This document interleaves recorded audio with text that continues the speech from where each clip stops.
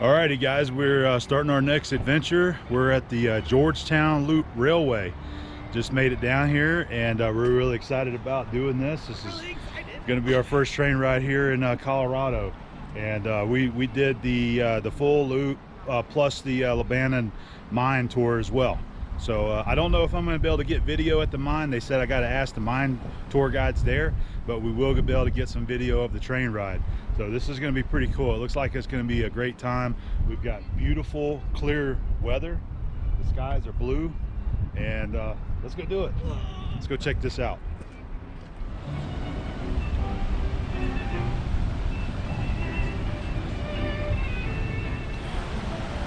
Man, look how beautiful this place is. Clear Creek.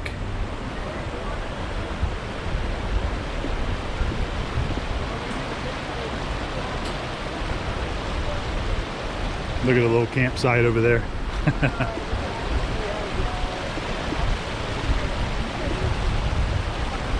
Beautiful.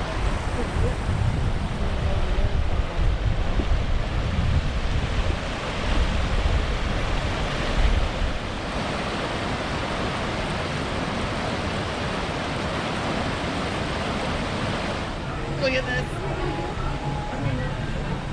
All right. 2 tickets to paradise.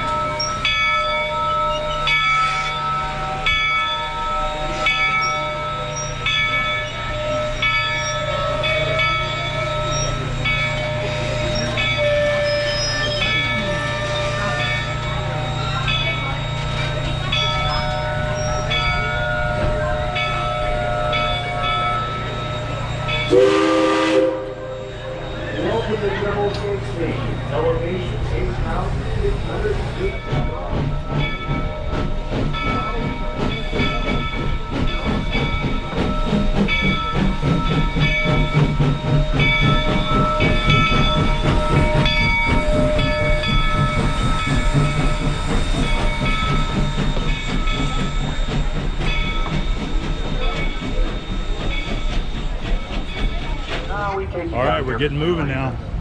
First leaving the station. Complete the loop, we need to go back underneath the high track. We call this completing the loop or tying the knot. But the main reason we're bringing you down here so that you can get a good look at our high bridge.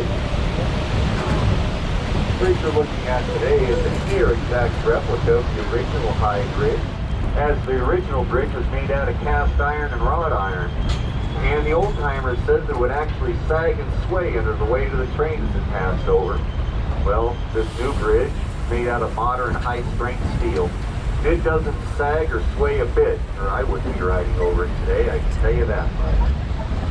The bridge you're looking at today was built in the summer of 1984 at a cost of $1 million, furnished by the Fetcher Foundation of Denver. It's 100 feet from the creek up to the top rail of the bridge, 75 feet from the rails that we're on currently to the rails on the bridge. And we're going to be going to a stop here in a moment, one way or another, because we've run out of track in another couple hundred feet. Then we're going to start our non-stop service to Silver Plume. Most folks would rather listen to the beautiful sound of a hard-working steam locomotive pulling a heavy train up a steep grade than my voice droning on and on. So for the uphill run, we're going to let the locomotive do the talking.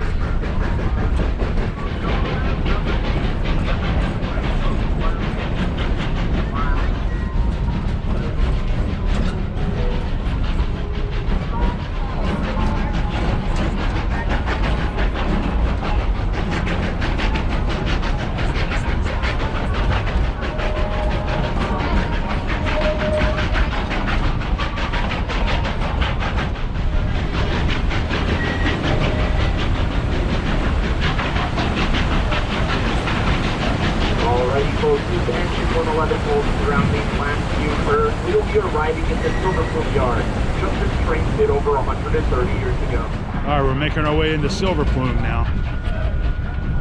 Over 9,000 feet elevation. Once we go back the other way, we'll stop and do the mine tour.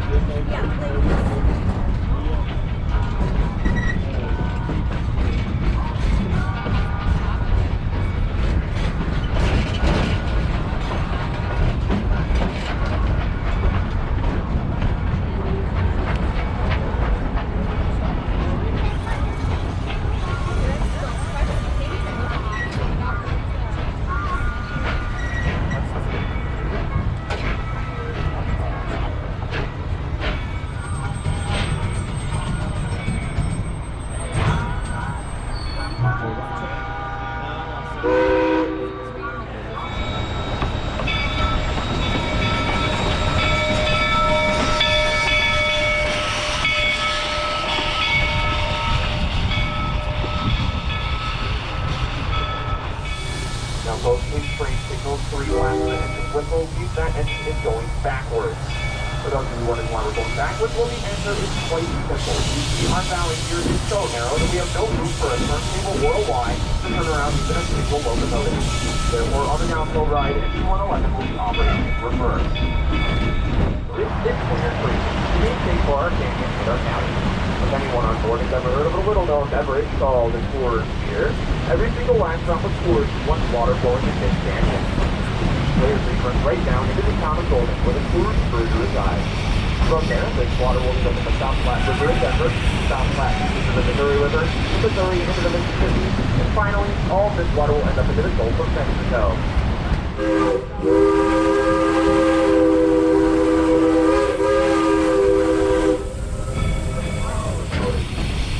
However, most of the 1920s, Americans began falling in love with the automobile.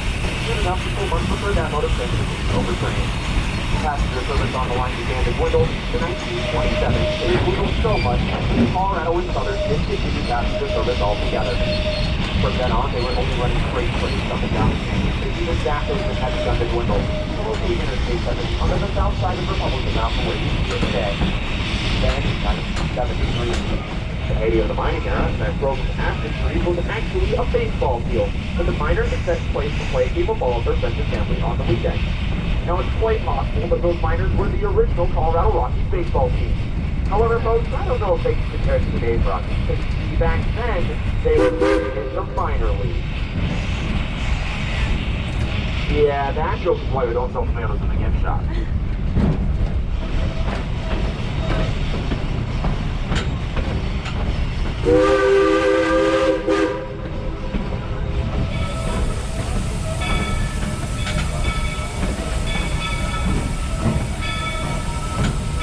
Besides the six-cross bridge, you need to like your photo bomb.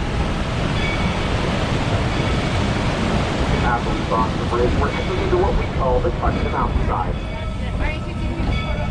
Ladies and gentlemen, the train is now arriving at the Lebanon and Everett Mine Tour stop. If anyone now on board has purchased any of the optional mine tours, this is the only stop for all mine tours. Before you depart the train, please be sure you have all of your personal possessions and belongings with you, and please do not walk into the car until I put you in the train. Alrighty, that's where we're headed, down to the mine.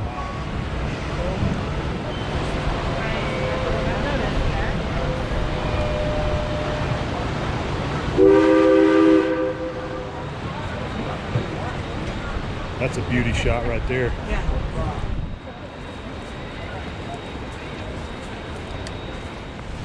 There's a line shaft there.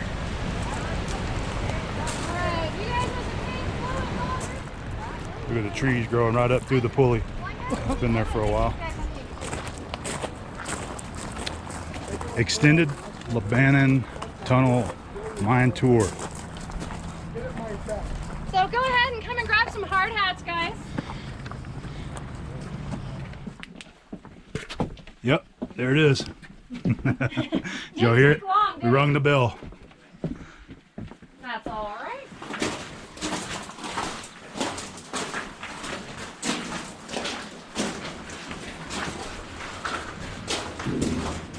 I heard that. You all right? Yeah. Okay. So I'll have you guys come on up here. Take turns, take a look. I want you to look down, don't miss this. It's one of the coolest spots in the entire mine. Wow. Comes up right away. Looking down, looking back, looking up above you as well, and looking behind you. Once you've kind of taken all of that in, go ahead and move up a little bit so the folks in the back of the group can see also. So I know this is kind of a low spot, but you guys see the flat portion of rock here. We're going to kind of try and gather underneath it for just a minute. I won't make you guys too uncomfortable for too long. Touch up here. We're going to see if we can hear anything or feel any vibrations in this area. Now, I don't know about you guys, but I'm not getting anything here. That's good news. If we were to feel anything or hear anything, I assure you I would be leaving boot prints on all of your backs on the way out. Because right now we're standing about 200 feet underneath I-70. I want you to take a look around. Notice that this rock is very dense material. It's self-supporting. You see that there are no supports keeping it up. It is, in fact, bald face, like I mentioned. This is great. This rock has been hanging out here for about 140 years without any issues, even after the construction of the interstate. You guys can go home, tell your friends and family you got run over by highway traffic on your vacation, and you're still standing. See if they can figure out how that's possible. Maybe not? That was a bomb. Some more equipment for you. Oh, wow. Another winch. That's our hoist.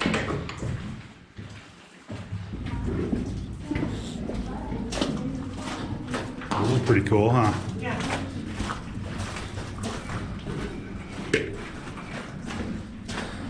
Having it been down the whole time, it's a pretty low ceiling here. Going all the way out. I don't know if I need the flashlight here.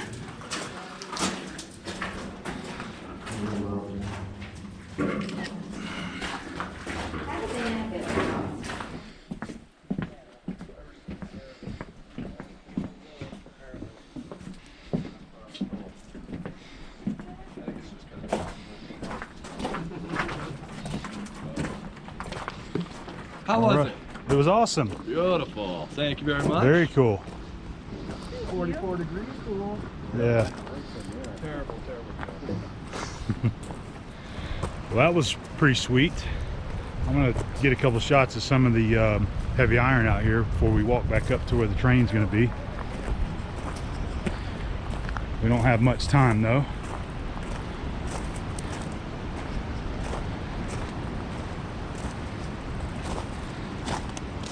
Another one of the cable winches.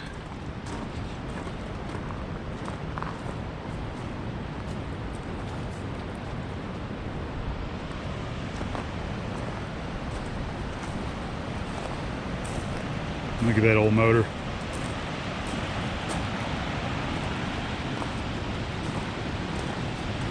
That looks like a steam engine there. That kind of looks like one of the Soleil. The Browning. A couple more parts and pieces out of some machinery and equipment. This is just really cool right here.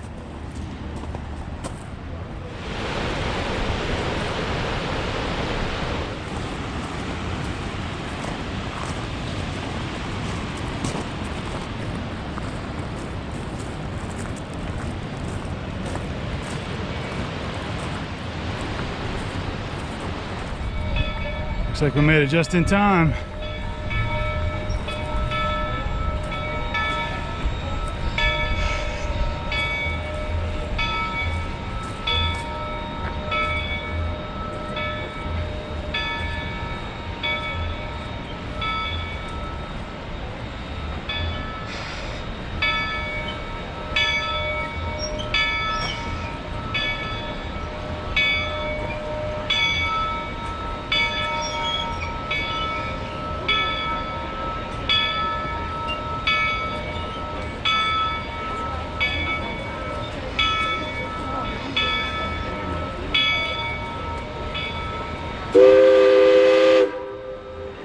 The Abom Mine, a sister mine of the Lebannon. Which means that the two mines were connected about 400 feet back in the mountain. That old piece of rusty machinery out there, that's what's left of an Ingersoll Rand steam-powered air compressor that helps run the drill, dig a whole tunnel. That building foundation is what's left of the steam plant. If you take a look off the right side of the train, it's a nice view of Georgetown once we get clear of the trees.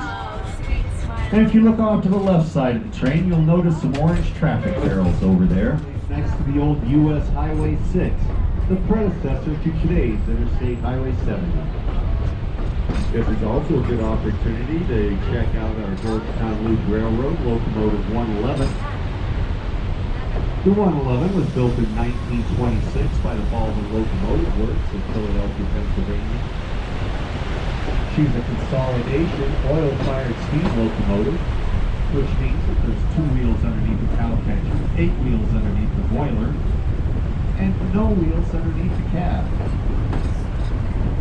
She started out life in Central America, pulling trains of sugar cane and bananas.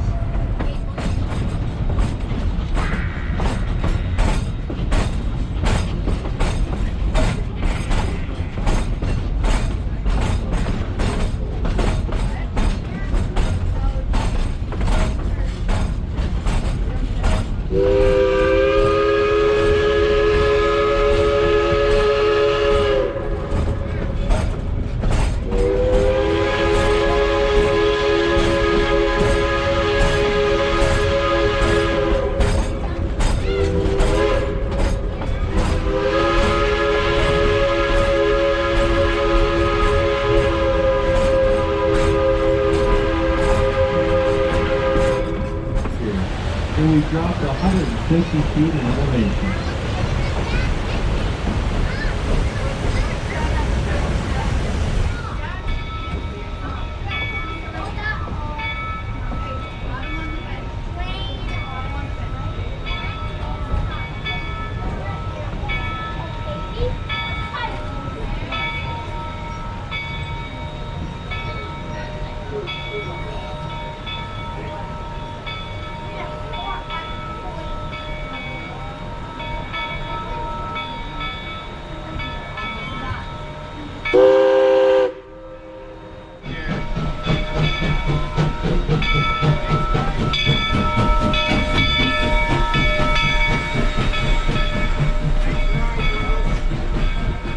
So what'd you think? It was wonderful. It was very enjoyable. It was Yeah. a lot of fun. There was actually some things that we missed that we would like to do again. I think that we would like to make effort to come do this again, maybe in a different season, perhaps the fall, possibly. They have a Christmas train. They do. They have a Christmas train and they have the ghost tour also. I think that would be pretty fun. They do a blacksmithing demo, which I didn't realize they did that until after we got off. But something else down at the mine that they put on. But that was fun getting to go into the mine like that, getting to go that far back in the tunnel and seeing that. That was pretty cool. So train ride was cool. I mean, it's a beautiful ride. We had great weather for it up here. Beautiful, cool weather.